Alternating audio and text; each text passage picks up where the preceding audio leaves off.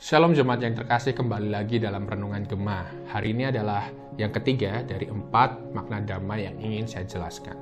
Hari ini kan bicara tentang damai yang berkaitan dengan material, yaitu tubuh dan jiwa yang sehat, cukup sandang pangan papan. Apa kaitannya? Saudara, buktinya di kala pandemi ini, kita nggak punya makan, nggak punya kerjaan, kita nggak sehat, nggak punya uang, bisa pusing 7 keliling.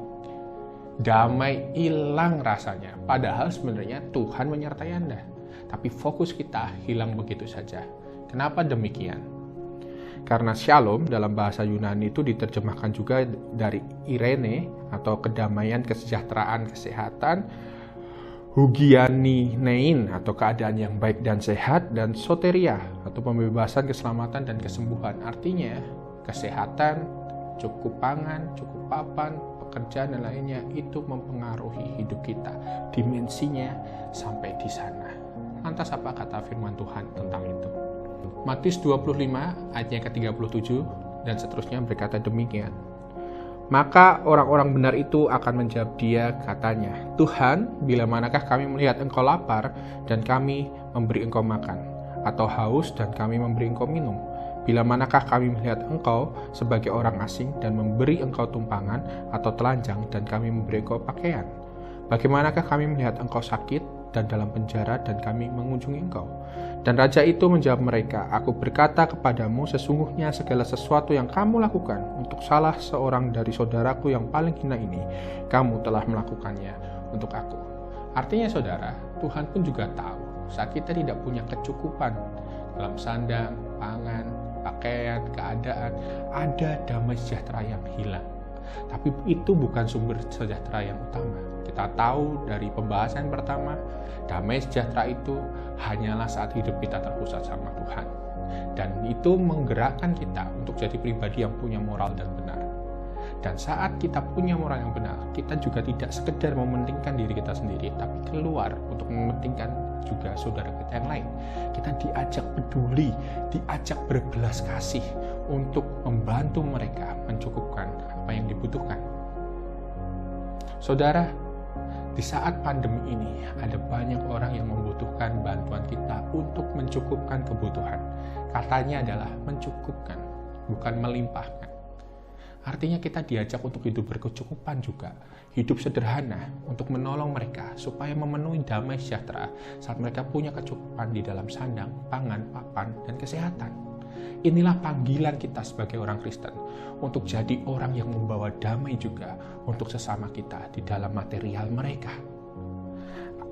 Matius 25 ayatnya 44-46 berkata demikian. Lalu mereka pun akan menjawab dia, katanya, Tuhan, bila manakah kami melihat engkau lapar atau haus atau sebagai orang asing atau telanjang atau sakit atau dalam penjara dan kami tidak melayani engkau?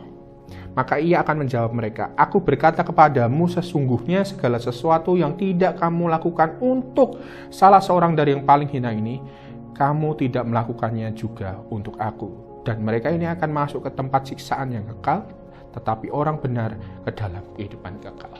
Tuhan juga sudah memperingatkan, jangan sampai kita tidak melakukannya, karena dikatakan di sini adalah akan masuk ke tempat siksaan yang kekal. Bukan berarti juga kita melakukan karena kita takut disiksa. Tapi Tuhan sudah membebaskan kita dari belenggu dosa, disitulah jadi energi kita untuk membawa damai dalam kecukupan material bagi saudara kita. Mudahkah? Saya katakan tidak. Tetapi saat kita bisa belajar untuk Christ is for me, maka saya yakin dan percaya kita pun akan melihat berbelas kasihan kepada saudara kita. Ingatlah doa Bapa kami mengajarkan, berikanlah pada hari ini makanan kami yang secukupnya.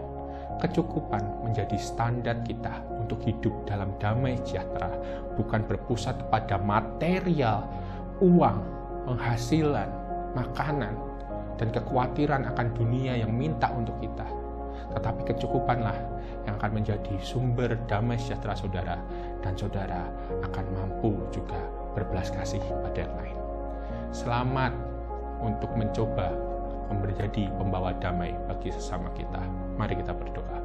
Tuhan, kami berdoa, mengucap syukur hari ini kami belajar kembali bahwa damai sejahtera material itu ya Tuhan, memang kami perlukan. Tetapi kiranya damai dari Tuhanlah yang mencukupkan dan menjadi energi kami untuk membantu juga saudara kami yang lain untuk memperoleh kecukupan material. Bantu kami untuk punya rasa puas dengan cukup atas material yang kami miliki dan hati kami bening untuk menolong sesama kami. Terpujilah Allah, tolonglah kami. Dengan Roh-Mu yang kudus itu kami yakin dan percaya Tuhan yang menuntun. Di dalam nama Kristus Yesus kami berdoa. Amin. Tuhan memberkati.